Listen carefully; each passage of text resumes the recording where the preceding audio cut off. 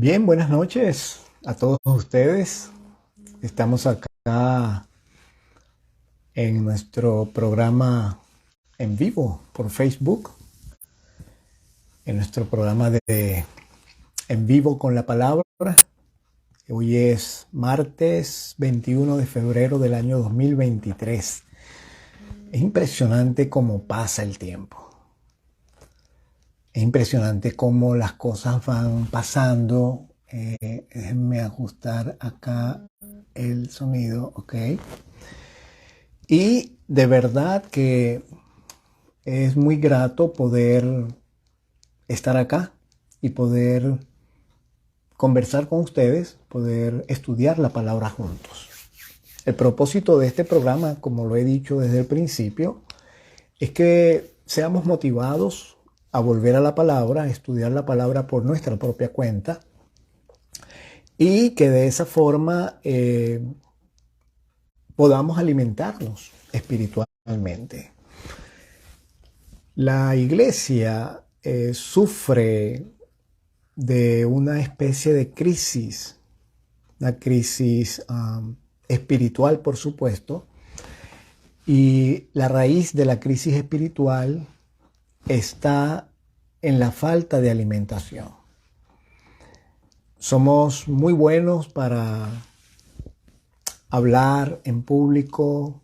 Los cristianos, no todos, ¿verdad? Pero muchos cristianos se han hecho especialistas en hablar en público por el hecho de que constantemente están presentándose en público. Y eso no es un problema para nosotros, conversar en público, aunque realmente no toda persona que se levanta a hablar en público sabe hablar en público. Sin embargo, la mayoría lo hace bien. Eso no es el problema de la iglesia. El problema de la iglesia no es tampoco que a la hora del sermón no haya gente dentro del templo, porque a la hora del sermón hay mucha gente dentro del templo,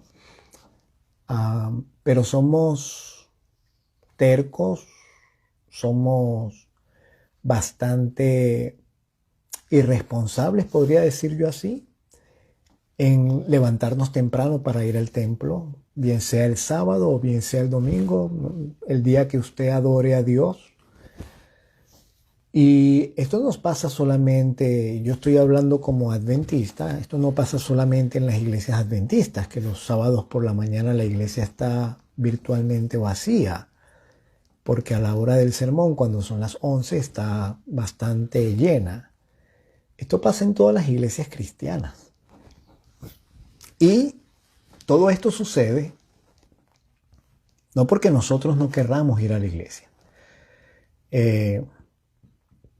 El templo es el lugar donde la iglesia se reúne. Y no es que no querramos ir.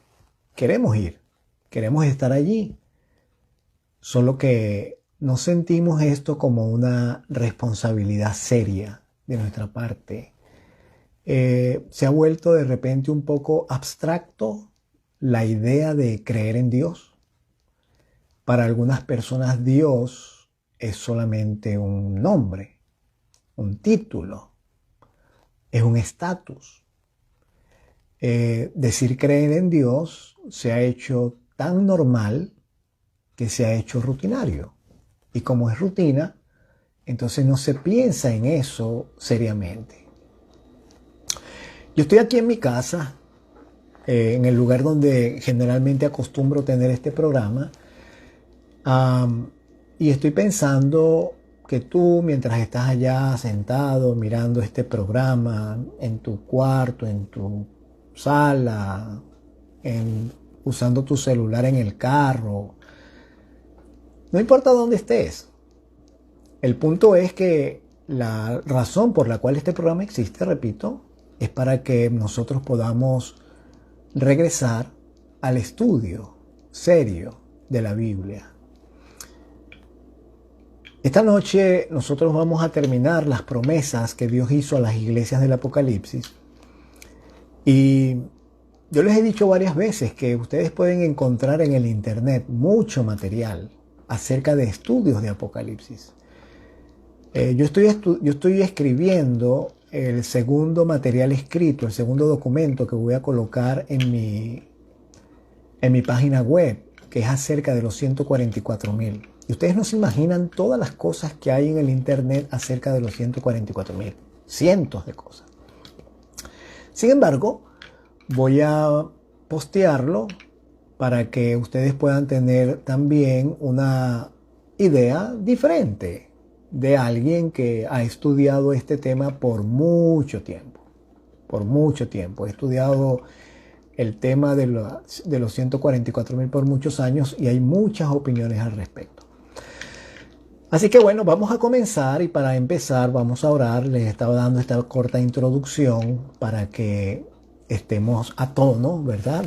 Para que nos sintamos en familia, en casa, porque esto no es una formalidad, esto no es un sermón así como cuando usted va al templo a escuchar una predicación, ¿no? Aquí usted puede interactuar, puede escribir, puede mandar saludos, puede pedir oración. Y de hecho, si usted desea pedir oración por alguien, al final vamos a tener una oración por las peticiones que ustedes puedan tener. Mientras tanto, vamos a orar para comenzar, para pedir a Dios que Él apruebe, sancione, bendiga este estudio y porque vamos a abrir la Biblia y no se estudia la Biblia sin orar. Padre, gracias te damos por esta bendición de este tiempo en el cual nos reunimos virtualmente, algunos para estudiar tu palabra, analizar algunos textos de tu palabra. Estamos estudiando ese libro maravilloso que tú le revelaste a Juan, el Apocalipsis.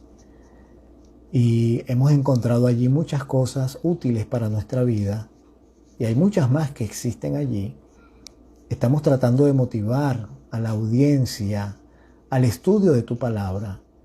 Y para eso hemos tomado este libro como una especie de motivador para que al ir a través de sus páginas, de sus capítulos, de su historia, de sus complicadas profecías o profecías fáciles de las que sabemos y las que no conocemos muy bien, nos sintamos inspirados, motivados, animados a tomar el libro por nosotros mismos, la Biblia, y estudiarla, no solo el Apocalipsis, sino desde el Génesis, cada libro.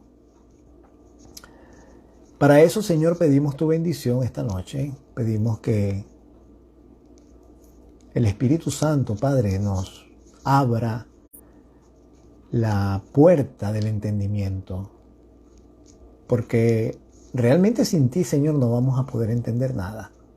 Vamos a intentarlo, pero no vamos a lograrlo. Y si entendemos algo sin ti, será un pensamiento carnal, humano, desprovisto de la iluminación celestial que nos va a desviar en el estudio y no queremos eso. Por lo tanto, pedimos que tú nos acompañes, que nos bendigas. Gracias, Padre Santo. En el nombre de Jesús agradecemos. Amén. Bien, entonces, en este momento vamos a estudiar la promesa a Éfeso. Vamos a leer el mensaje de la iglesia a Éfeso y luego vamos a entrar en la promesa.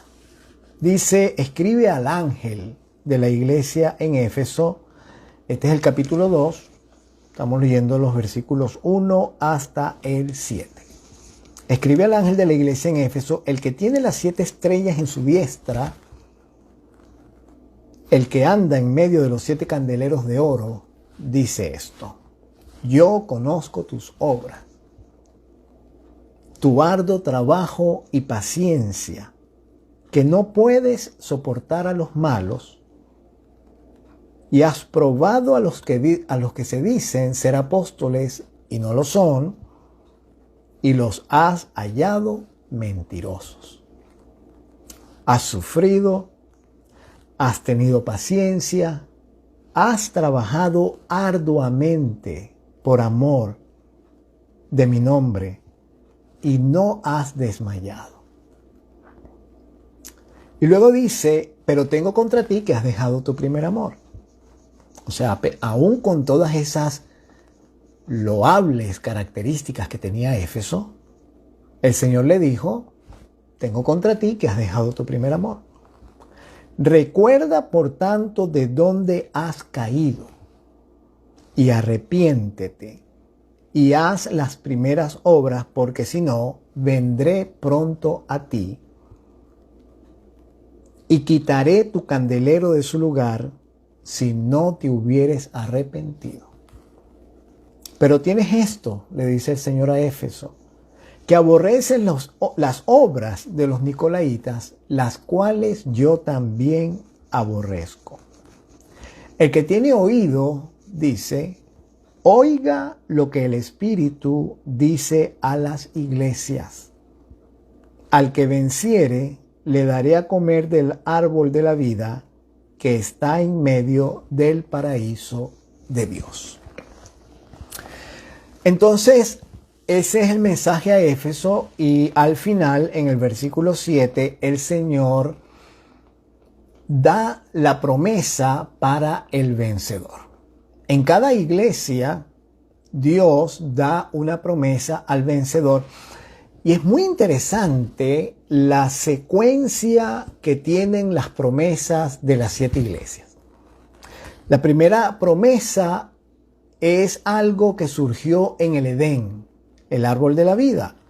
La última promesa, la promesa en la Odisea, es algo que va a suceder en el cielo cuando todo termine. Dice, al que venciere le daré que se siente conmigo en mi trono, así como yo he vencido y me he sentado con mi Padre en su trono. Así que la primera promesa es algo que surgió en el principio, antes del pecado. La última promesa de las iglesias es algo que va a suceder al final, después del pecado. La segunda promesa tiene que ver con la muerte segunda. El Señor le dice a Esmirna, el que venza no va a sufrir daño de la muerte segunda. Es la consecuencia del pecado que sucedió en el Edén. La tercera promesa tiene que ver con la experiencia de Israel en el desierto. El Señor le dice a Pérgamo, al que venciere le daré a comer del maná escondido. Y también le daré una piedrecita blanca con un nombre escrito nuevo que nadie conoce sino solo el que lo recibe. Tiene que ver con lo que pasó en el desierto con Israel, el maná que fue colocado dentro del arca del pacto en el santuario, y se está refiriendo a las piedras que el sumo sacerdote llevaba en su pectoral, donde estaban escritos los nombres de los hijos de Israel y que los llevaba como un sello en su pecho. Noten ustedes el orden: árbol de la vida, no va a sufrir daño de la muerte segunda, le voy a dar del maná escondido, le voy a dar una piedrecita blanca. Luego la promesa a Tiatira dice, al que venciere le daré autoridad sobre las naciones, las regirá con vara de hierro, serán quebradas como vaso de alfarero, como yo he recibido de mi Padre, y le daré la estrella de la mañana. Esta promesa tiene que ver con lo que Daniel fue o soñó, realmente lo soñó Nabucodonosor, y el Señor, cuando él derriba con esa piedra la imagen, se está hablando acerca de la autoridad que el Señor va a tener sobre las naciones, y esa autoridad se la va a dar a sus hijos. Y la estrella de la mañana es el mismo Jesús, porque él así lo dice. En el libro de Apocalipsis él dice, yo soy la estrella de la mañana. Luego viene el mensaje a Sardis.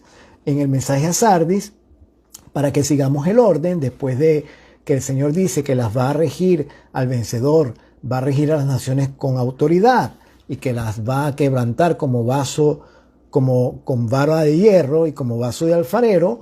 Allí enseguida el Señor dice que el que venciere va a ser vestido de vestiduras blancas, haciendo alusión al juicio investigador, donde todo el mundo necesita llevar la justicia de Cristo, la vestidura blanca, para poder estar en pie delante del juez. Esa vestidura la proporciona Cristo, es su justicia, es el perdón que Él ofrece y que Él da. En la iglesia de Filadelfia, entonces, para seguir con la secuencia, el vencedor dice, lo voy a hacer columna en el templo de mi Dios y nunca más saldrá de allí, haciendo referencia por supuesto, a aquel grupo especial que va a atravesar el tiempo de angustia sin ver la muerte, a aquellos que van a ser redimidos de entre los vivos, ese grupo maravilloso llamado los 144,000. Y el mensaje de la Odisea dice que al que venciere le va a dar que se siente consigo, con él en su trono. Así que las iglesias en sus promesas traen un orden, traen una secuencia, no están colocadas allí así como esparcidas o como que al azar o como caigan. Dios tiene un plan y nosotros al estudiar vemos la secuencia y el plan. Porque el libro del Apocalipsis, hermanos, el libro del Apocalipsis es una secuencia de los eventos que van a suceder en la tierra hasta el fin del tiempo. Y la serie de las 7 iglesias nos lleva a nosotros en esa secuencia de eventos hasta que el tiempo termina. Así que vamos a ver la promesa a Éfeso. Al que venciere le daré a comer del árbol de la vida, el cual está en medio del paraíso de Dios. Antes de que nosotros hablemos del árbol de la vida, es importante y es necesario que nosotros miremos qué sucedió o por qué Dios trajo el árbol de la vida a la tierra cuando creó el mundo. Ustedes recuerdan que cuando Dios creó el mundo, la Biblia dice en Génesis 1:1, en el principio creó Dios los cielos y la tierra estaba desordenada y vacía. Y las tinieblas estaban sobre la faz del abismo y el Espíritu de Dios se movía sobre la faz de las aguas. O sea, no había nada. Entonces Dios, de la nada, Él comenzó a crear. Y dice la Biblia en el libro de Génesis, vamos a leer esto con atención porque hay personas que se sienten o que están un poquito confundidas acerca de esto. Dice la Biblia en el versículo 15 del capítulo 2 de Génesis lo siguiente. Tomó pues Jehová Dios al hombre y lo puso en el huerto de Edén para que lo labrara y lo guardase. Y mandó Jehová Dios al hombre diciendo, de todo árbol del huerto podrás comer. Así que Dios, dice la Biblia, puso al hombre en el huerto de Edén. Edén no era el huerto. Edén era un lugar. Y en ese lugar llamado Edén, allí el Señor puso el huerto. Y en el huerto que estaba en Edén, allí Dios puso al hombre.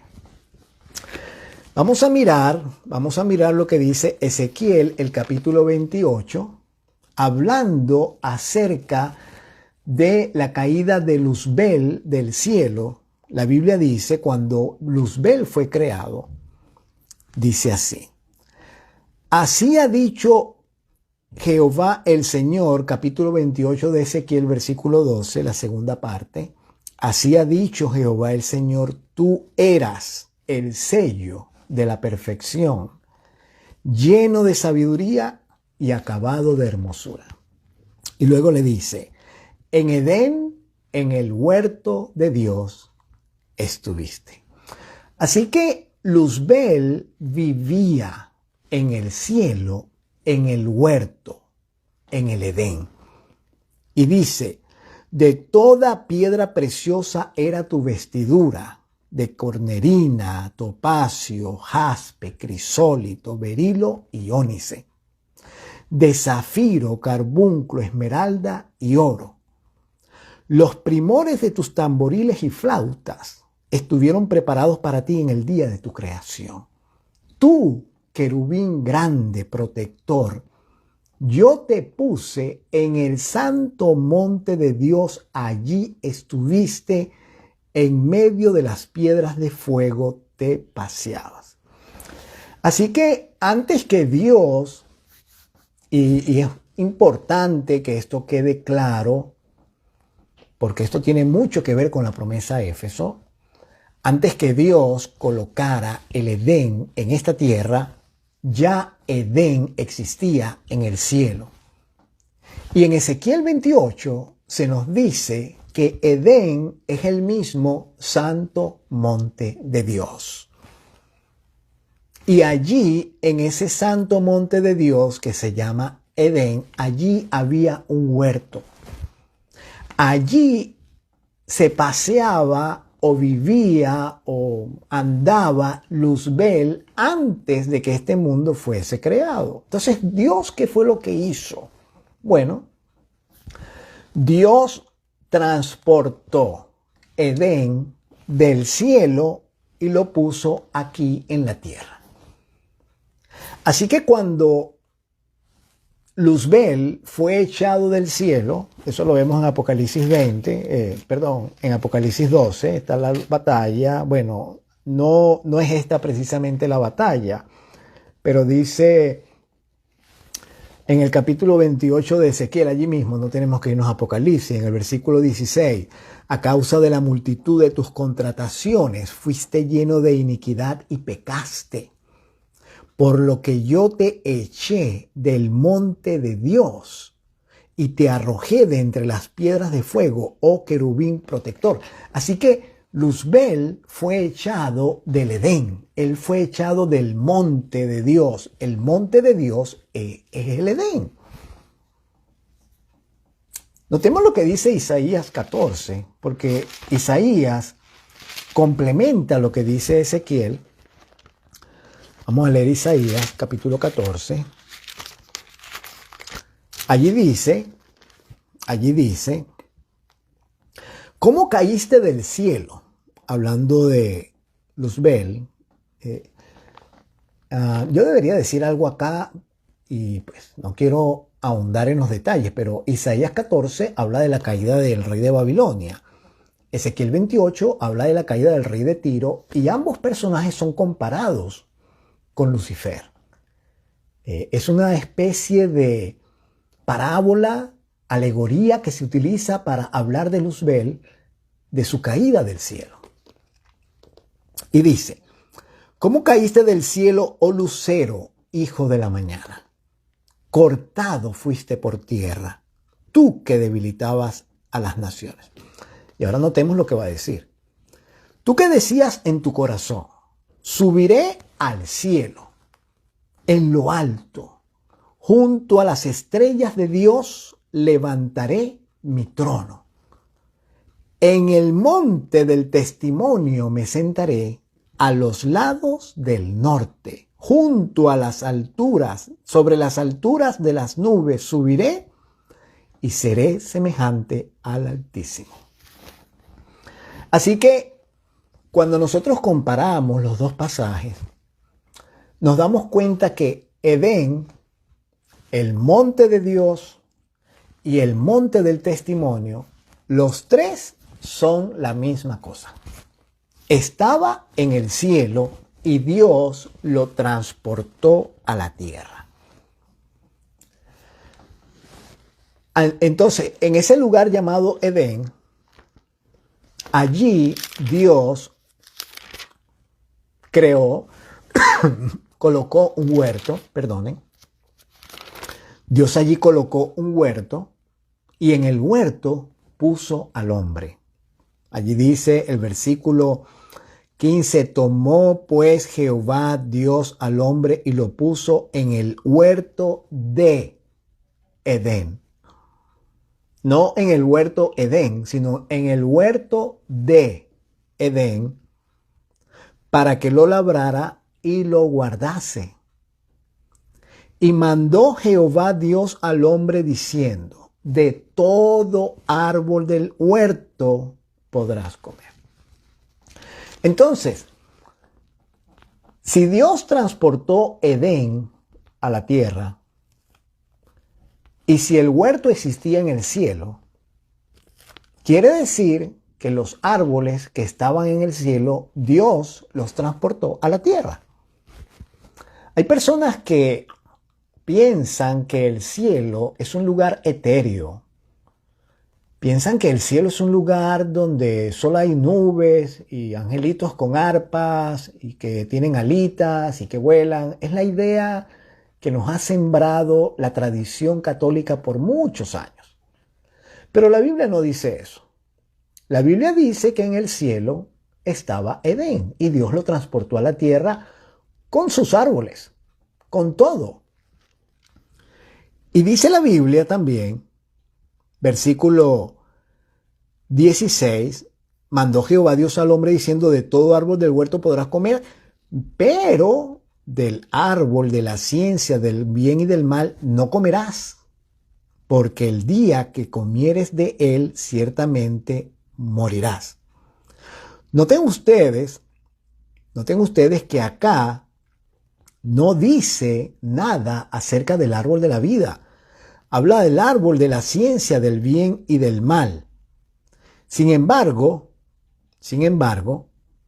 en el capítulo 2, en los versículos 7 en adelante, antes de mencionar este versículo, dice la Biblia, entonces Jehová Dios formó al hombre del polvo de la tierra y sopló en su nariz aliento de vida, y fue el hombre un ser viviente o un alma viviente.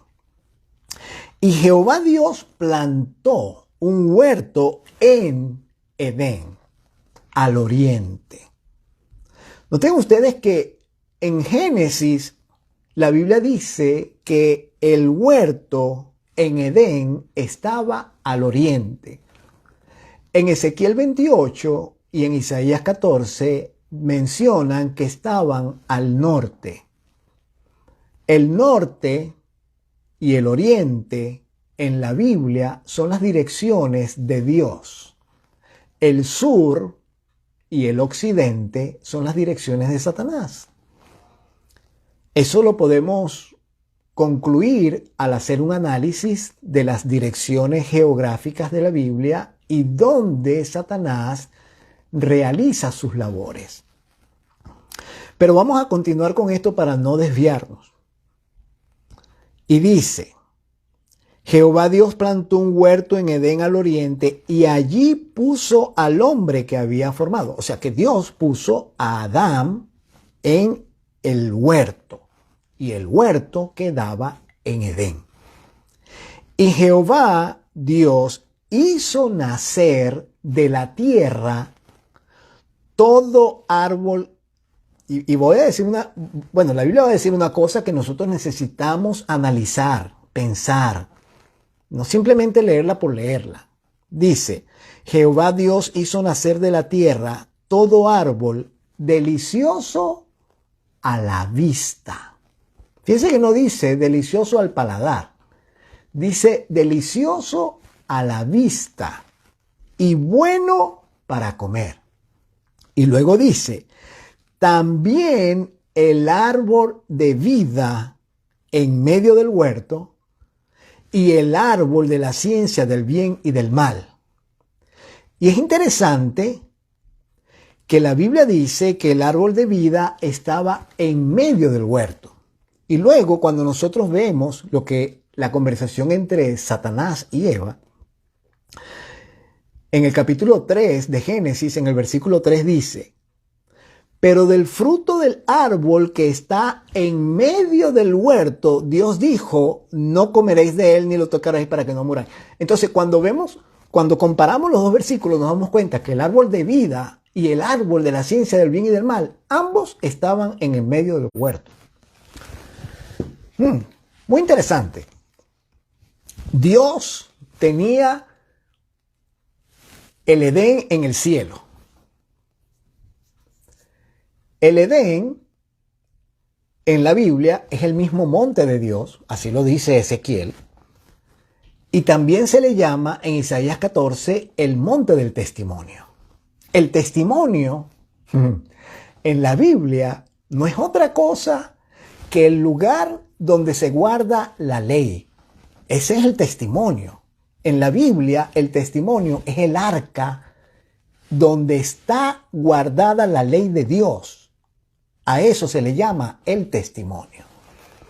Por eso dice la Biblia, a la ley y al testimonio. Si no dijeren conforme a esto, es porque no les ha amanecido. Cuando dice a la ley, se refiere a la ley, al Antiguo Testamento. Y cuando dice al testimonio, está hablando de lo que estaba en el arca. Entonces, regresando otra vez a donde estábamos, el Edén estaba en el cielo, Dios lo transportó a la tierra. El Edén es el mismo santo monte de Dios, el Edén es el mismo monte del testimonio. En Edén, en el cielo, allí estaba Luzbel. Él se paseaba, dice la Biblia, en medio de las piedras de fuego. Cuando uno hace un estudio de la Biblia, se da cuenta que las piedras de fuego en la Biblia se refieren a los ángeles. Dios vive en medio del fuego. A Dios se le llama fuego consumidor. Y es interesante que el mundo va a terminar en una laguna de fuego, porque el fuego que es Dios, Dios es amor, pero Dios también es justicia, y Dios también es misericordia, y Dios también es equidad. Bueno, Dios, como Él es fuego consumidor, Dios no puede tolerar el pecado. El pecado se quema en la presencia de Dios.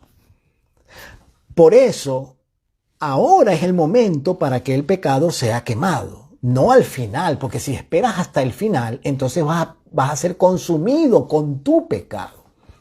Él quiere quemar tu pecado ahora, quiere quemarlo como un sacrificio.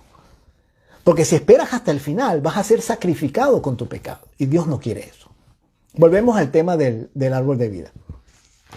Así que entonces Dios colocó el Edén en la tierra y allí plantó el huerto y allí hizo crecer todo árbol delicioso a la vista. Yo les dije que esto es una declaración interesante de la Biblia. Nosotros ahorita mismo no tenemos la visión que tenían nuestros primeros padres. Nuestros sentidos no se pueden comparar en nada con los sentidos que tenían ellos.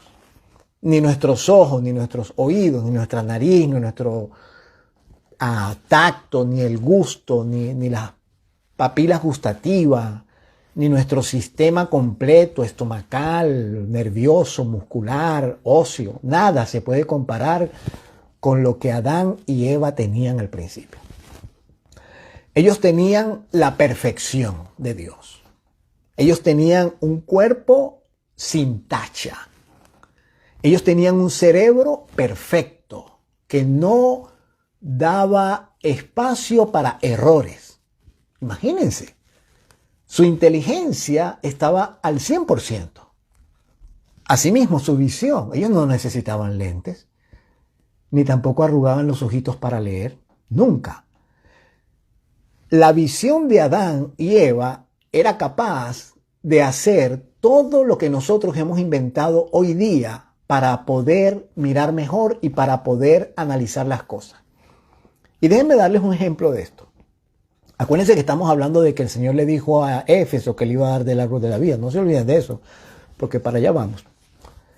Pero hablando acerca de eso, de que el árbol era delicioso a la vista, ustedes conocen los códigos de barra que existen hoy, que los llaman SQR, ¿verdad?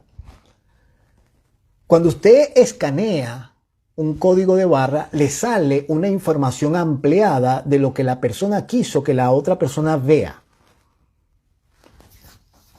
Adán y Eva tenían visión capaz de escanear las cosas.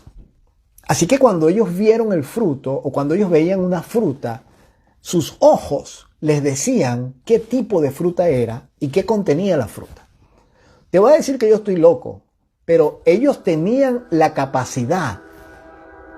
Ellos tenían la capacidad, porque su vista era perfecta, de mirar algo y desglosarlo delante de sus ojos con todas sus características. Por eso dice la Biblia que el Señor creó o hizo nacer de la tierra todo árbol delicioso a la vista. Así que cuando ellos veían algo, ellos veían la fruta y descomponían la fruta con su mirada, y en su cerebro ya ellos sabían todo lo que esa fruta tenía. Vitaminas, minerales, calorías, etc. Por eso es muy lógico pensar, muy lógico, que cuando Satanás le ofreció a Eva el fruto, dice la Biblia, versículo 6 de capítulo 3 de Génesis. Vio la mujer que el árbol era bueno para comer. Vio. Ahí no dice que lo comió. La mujer vio que el árbol era bueno para comer. O sea, el árbol no tenía nada de veneno ni nada malo. El árbol estaba en perfectas condiciones para comer. Que era agradable a los ojos. Y árbol codiciable para alcanzar la sabiduría. Todo eso vio Eva, o analizó Eva, o concluyó Eva solo por mirar el árbol. Y es interesante que Satanás le dice a la mujer: Dios sabe que el día que comas de este árbol, vuestros ojos van a ser abiertos. ¿Qué más quería Eva? Y seréis como Dios, sabiendo el bien y el mal. Ahora el Señor le dice a Éfeso: al vencedor le daré a comer del árbol de la vida que está en medio del paraíso de Dios. El Edén fue transportado a la tierra, y cuando nuestros padres pecaron, dice la palabra, aquí en Génesis, en el capítulo 3, versículos 23 y 24. Bueno, desde el 22 tenemos que leer. Y dijo Jehová Dios: he aquí el hombre es como uno de nosotros, sabiendo el bien y el mal. Ahora pues, que no alargue su mano y tome también del árbol de la vida y coma y viva para siempre. Cuando nosotros leemos ese versículo, entendemos que Adán y Eva no tenían en sí mismos vida eterna. El hecho de haber sido creados por Dios y el hecho de haber sido creados perfectos no les daba a ellos la eternidad. Voy a decir una declaración aquí un poquito extraña.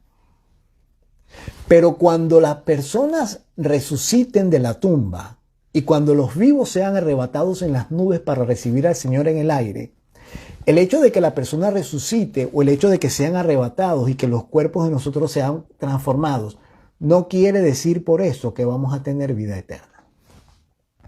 La vida eterna no es una cualidad que el ser humano tiene o que tendrá.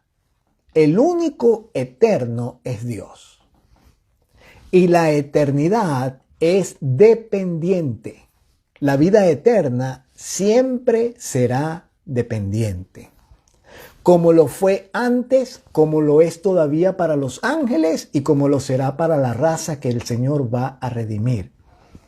No hay un ser en el universo que tenga vida eterna de por sí.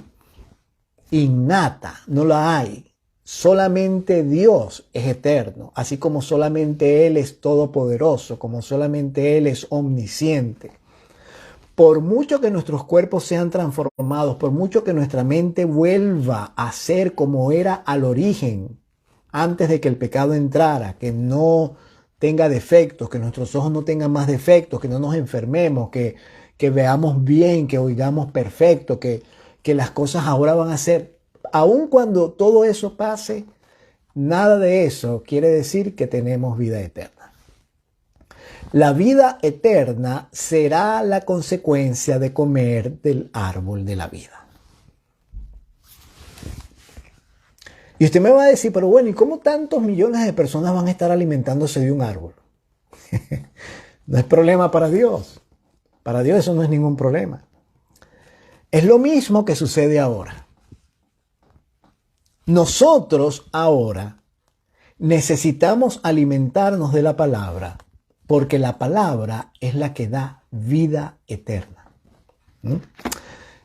Este es un texto que he mencionado muchas veces, uno de mis textos favoritos en la Biblia.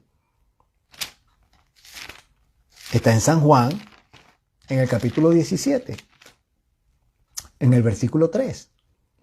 Y esta es la vida eterna, que te conozcan a ti, el único Dios verdadero, y a Jesucristo, a quien has enviado. Esa es la vida eterna. Conocer al Padre y al Hijo. Entonces, lógicamente, nosotros no podemos, no tenemos la capacidad, no tenemos la habilidad, no tenemos el medio para ir físicamente al cielo donde vive Dios a conocerlo y decirle, hola Dios, ¿cómo estás? O para convivir allá con Él y ver cómo es el cielo. No tenemos esa habilidad, no tenemos esa capacidad, no tenemos los medios. Y aun cuando fuese así, nunca llegaríamos al lugar donde Dios vive. Esta es la vida eterna, que te conozcan, el único Dios verdadero y a Jesucristo a quien has enviado. Entonces, la única forma de conocer al Padre y al Hijo es a través de lo que Él ha revelado. En Hebreos, en el capítulo 1, dice, Dios, habiendo hablado muchas veces y en muchas maneras, en otro tiempo, a los padres por los profetas, en estos postreros días nos ha hablado por el Hijo, a quien constituyó heredero de todo y por quien asimismo hizo el universo. Así que la palabra, la revelación que está en la palabra ahora mismo, esto, hermanos, que está aquí, no son simplemente hojas escritas con tinta. Esto que está aquí es la revelación de Dios para nosotros, desde Génesis hasta Apocalipsis. Cuando nosotros abrimos las páginas del libro sagrado, estamos no leyendo, estamos comiendo. El Señor dijo en San Juan, en el capítulo 6, de San Juan, Él dijo, versículo 32. Y Jesús les dijo, de cierto os digo, no os dio Moisés el pan del cielo, pero mi Padre os da el verdadero pan del cielo. Porque el pan de Dios es aquel que descendió del cielo y da vida al mundo. Y le dijeron, Señor, danos siempre de este pan. Y Jesús les dijo, yo soy el pan de vida. El que a mí viene nunca tendrá hambre y el que cree en mí no tendrá sed jamás. Amén. Gloria a Dios. Así que Jesús es el pan de vida. Y Él dijo en otra oportunidad, cuando estaba en el aposento alto con sus discípulos, en aquel momento cuando estaban en aquella cena en la Pascua antes de su muerte, el que come mi carne y bebe mi sangre, éste tiene vida eterna. Jesús dijo, el que cree en mí no morirá eternamente. Entonces, hermanos, si bien es cierto que el vencedor va a comer del árbol de la vida porque va a vencer y el Señor, si está muerto, lo va a resucitar o si está vivo, lo va a transportar vivo al cielo. Si bien es cierto que eso va a suceder, yo voy a decir una cosa aquí que es un poquito atrevida. Pero ¿cómo puede alguien comer del árbol de la vida en el cielo si no se acostumbra a comer del fruto aquí en la tierra? Va a ser como medio extraño eso. ¿Cómo pretendemos nosotros estar en el cielo junto al Padre y a Jesús si no los conocemos? ¿No es verdad que una persona se siente extraña cuando la invitan a un lugar donde no conoce a nadie? Se siente como perdida la persona. Se siente como, ¿qué hago yo aquí? Yo aquí no conozco a nadie. Entonces ustedes se imaginan estar en la presencia del Padre y de Jesucristo y que nosotros no los conocemos porque no nos hemos preocupado en abrir la palabra, que es nuestro árbol de vida presente, y no hemos comido, no nos hemos alimentado de él. Al que venciere daré a comer del árbol de la vida, que está en medio del paraíso de Dios. En el libro de Apocalipsis, hermanos, dice en el capítulo 21 lo siguiente: vi un cielo nuevo y una tierra nueva, porque el primer cielo y la primera tierra pasaron y el mar ya no existía más. Y yo, Juan, vi la santa ciudad, la nueva Jerusalén, descender del cielo de Dios, dispuesta como una esposa ataviada para su marido. Para aquellos que crean que eso es una ilusión mía o es una exageración mía, pensar que el Edén pudo haber sido transportado del cielo a la tierra, aquí tenemos un ejemplo. Al final de todo, la santa ciudad Jerusalén que está en el cielo va a ser transportada a la tierra. Y oí una gran voz del cielo que decía: he aquí el tabernáculo de Dios con los hombres, y Él morará con ellos, y ellos serán su pueblo, y Dios mismo estará con ellos como su Dios. Lo que va a pasar al final es lo mismo que sucedió al principio. Así como el monte de Dios fue trasladado del cielo a la tierra, y allí en el huerto, allí Dios puso a Adán y a Eva, e hizo al hombre a su imagen y semejanza, y Dios estaba allí porque la Biblia dice que Jehová se paseaba en el huerto al aire del día. Así como sucedió al principio, así va a volver a suceder. Y dice la Biblia que Dios va a enjugar toda lágrima de los ojos de ellos, y ya no habrá muerte, ya no habrá llanto, ni clamor ni dolor, porque las primeras cosas pasaron. Todo eso que es consecuencia del pecado se va a acabar. Y el que estaba sentado en el trono dijo: he aquí yo hago nuevas todas las cosas. Y me dijo: escribe, porque estas palabras son fieles y verdaderas. Y luego en el capítulo 22 dice: después me mostró un río limpio de agua de vida, resplandeciente como cristal, que salía del trono de Dios y del Cordero. Esto es muy interesante porque en el libro de Génesis dice, en el capítulo 2, y salía de Edén un río para regar el huerto, y de allí se repartía en 4 brazos. O sea que lo que Dios está haciendo al final es lo mismo que existía al principio, porque también había un río de vida al principio, por supuesto, porque no había pecado. Así que como no había pecado, todo lo que había en la tierra era para vida. Nada era para muerte. El río era para vida, los árboles eran para vida. Todo era para bien. Entonces, al final, la Biblia dice que él ve un río limpio de agua de vida, resplandeciente como cristal, que sale del trono de Dios y del Cordero. Ay, bueno, esto es muy interesante. Porque si del Edén salía un río que regaba el huerto, quiere decir entonces, mi querido, que allí estaba el trono de Dios.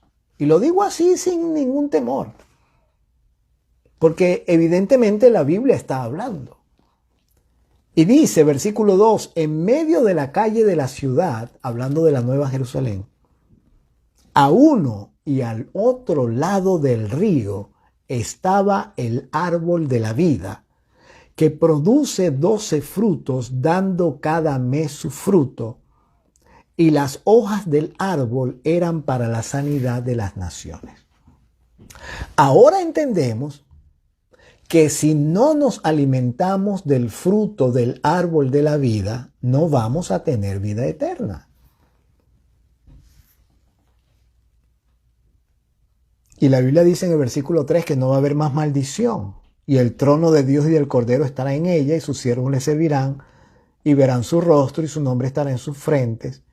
Allí no habrá más noche, no tiene necesidad de la luz de lámpara, ni de luz del sol, porque Dios el Señor los iluminará, reinarán por los siglos de los siglos. Así que, hermanos, la promesa a Éfeso, al vencedor, al que venciere le daré a comer del árbol de la vida, no es nada diferente de lo que sucedía al principio cuando Dios creó todas las cosas. Allí estaba el Edén, allí puso Dios el huerto, y en medio del huerto, allí corría el río de vida, y a uno y al otro lado, allí estaba el árbol de la vida. Y no muy lejos de él, allí estaba el árbol de la ciencia del bien y del mal.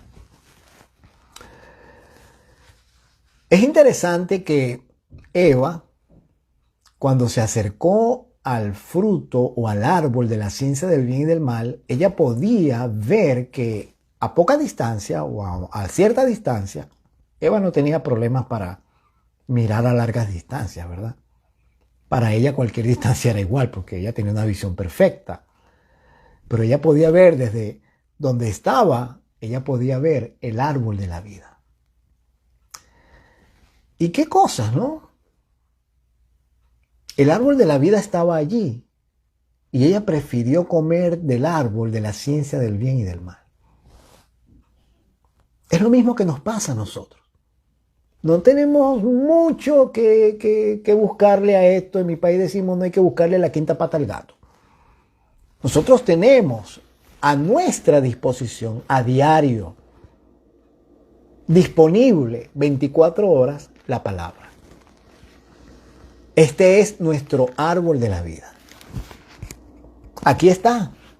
Tú la tienes en tu casa. En algún lugar la tienes. Hay gente que la tiene a la mano. Hay otros que no saben ni dónde está. Hay personas que la leen. Hay otros que la dejan llenar de polvo. Hay gente que la lleva a la iglesia solamente. Hay otras personas que acostumbran a abrirla. Sea cual sea el caso, este es nuestro árbol de la vida.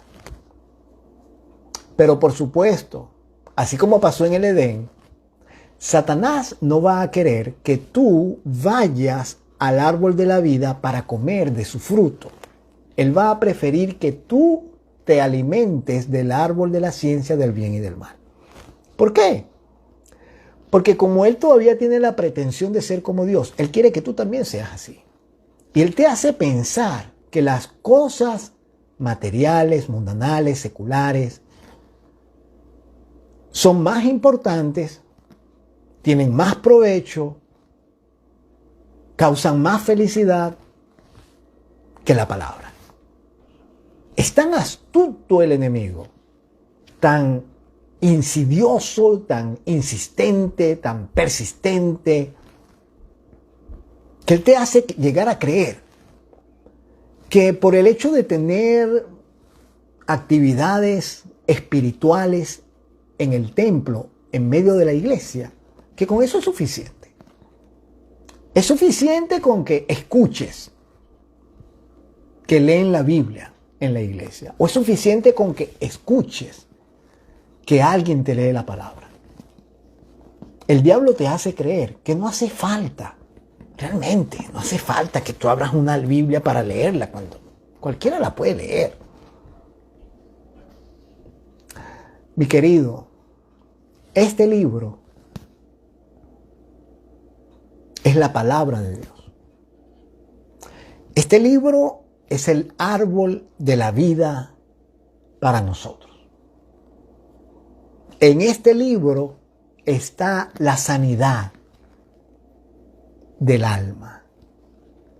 Y yo podría leerte muchas cosas que están escritas acerca del estudio de la Biblia que fueron inspiradas por el espíritu de la profecía. Yo podría leerte muchos párrafos donde dicen, por ejemplo, que no hay libro como este, que no hay educación más alta que la que proviene del estudio de la palabra.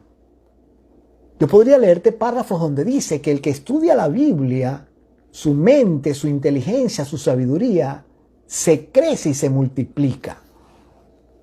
Yo podría decirte muchas cosas, y te podría escribir muchas cosas, pero no es el propósito. El propósito es que tú te hagas consciente y estudies por ti mismo.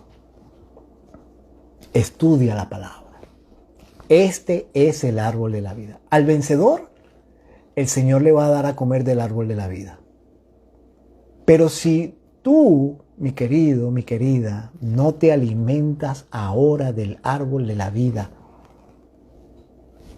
¿cómo pretendes de la noche a la mañana, después de haber tenido la oportunidad y haberla despreciado, cómo pretendes que de la noche a la mañana el Señor te va a decir, ven, come del árbol de la vida?